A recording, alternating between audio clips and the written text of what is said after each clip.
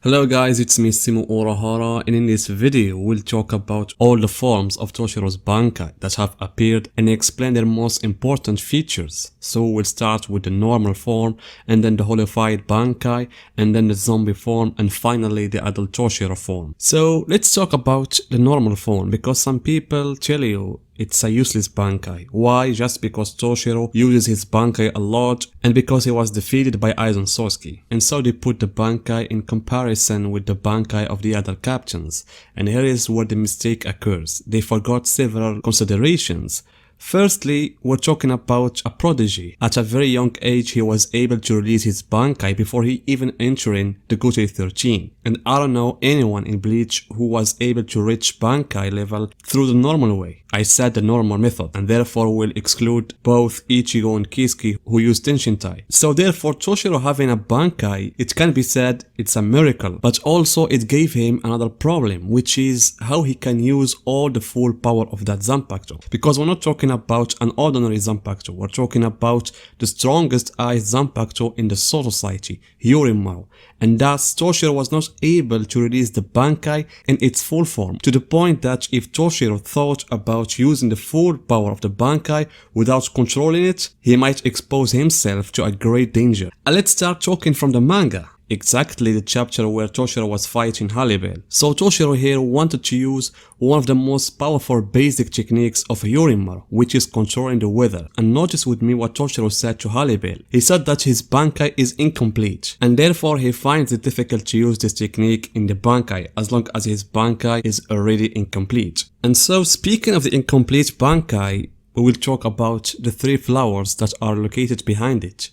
The previous belief was that these flowers represented the period of time that the Bankai remained active, meaning if the flower disappeared, Toshiro will lose his Bankai. So the problem here is that this belief was not based on what Toshiro himself said, but it was from Xiaolong. Therefore, yes, it may be said that as long as Xiaolong said this and Toshiro didn't deny it, this may indicate that it's true. But there is a situation in Bleach that confirms that not everything someone says is the truth. It may be just our own conclusion. And I'm talking here about Yamamoto versus Roy. Yamamoto believed that the reason why the Quincy's was unable to steal Ichigo's Bankai was because he had learned the Bankai in a short time, and his Bankai is Zankanotachi because he didn't use it in 1,000 years. And so for this conclusion, Yamamoto thought that the Quincy's weren't able to analyze the Bankai.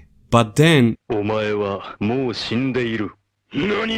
it turned out that Yamamoto's assumption was wrong, and that the Quincy's, they are able to steal his Bankai, and for Ichigo's Bankai the reason why is the Hollow. More than that, Toshiro never said that with the disappearance of those flowers, the Bankai will disappear. On the contrary, we all know from the last chapter of the manga that the disappearance of these flowers means that Hyurin has been completed, so that Toshiro will be able to summon that full power of his Bankai. But the most accurate definition, so to speak, is that the disappearance of the flowers means that the Bankai will release its full power, whether Toshiro is able to contain that power or not. And this was confirmed by Kubo himself when one of the fans asked him what if the flowers disappeared before Toshiro fully mastered the Bankai. Kubo answered that Toshiro's body would not be able to withstand that power of the Bankai and his body would be harmed. And this matches what happened to Toshiro's fight against Xiaolong. Watch this page carefully with me, and as you can see, the last flower had gone.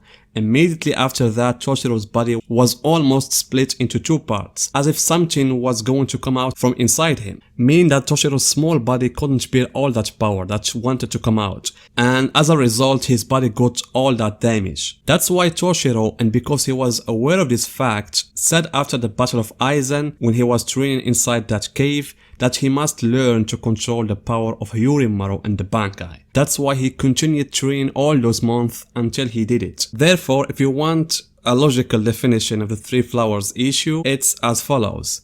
Yes, when the three flowers disappear, the incomplete Bankai disappears with them, so that the true form of the Bankai appears. Like that. Then we move to the second form, which is the Hollow Bankai. Frankly, there isn't much to say about this form other than that the change that occurred in Toshiro's form by acquiring the Hollow Mask because of the pill that he touched. Because originally that pill was not intended to give additional power to the Shinigami, so that we can talk about a complete holification like what happened to the Visor. But all it was a small dose of hollow power until the Bankai is removed from the Quincy's. Of course, there is a talk about the question of why Toshiro is the only one among the 4 who had a Hollow Mask. Why it didn't appear with Soifon or Kumamura, since their Bankai was also exposed to the Hollow Dose. The reason, in my opinion, is what the studio explained in one of the breaks in the episode in which Toshiro was fighting Kangdo. Notice what is written in the last paragraph. They say, if the Bankai is recovered immediately, the Hollow Mask may appear. And if you notice, Kangdo was the only one who was using the Bankai, so that Toshiro recovered the Bankai without even having to personally release it,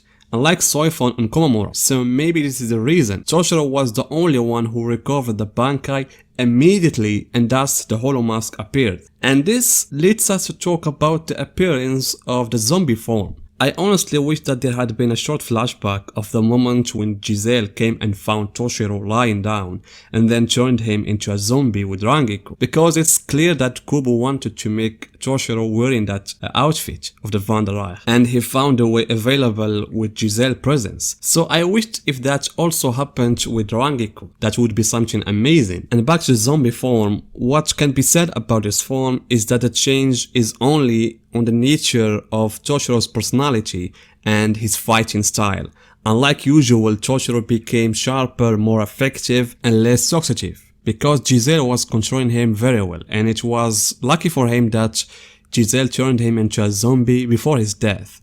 And so what I liked about him is the personality that we have seen in that form. And we reached the conclusion, Toshiro's adult form, and this will lead us to talk directly about the first form.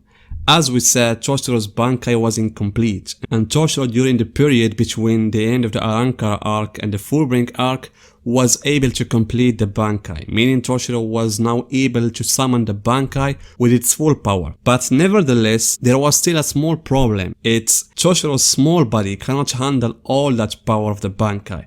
So in order to get rid of this problem, Toshiro's body grows to become in this form. So it can be said that this might be Toshiro's form in another 100 years, and this may go along with Kyorako's words that Toshiro will surpass him in the next 100 years. That's why you can imagine how strong Daigo Hyorimaru is. Its full power requires a bigger body so that he can contain all that power.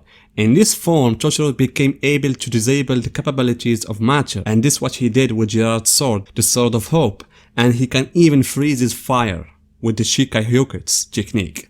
So guys, what do you think about all the forms of Toshiro? What do you like? Tell me the one that you like the most, and see you in my next video.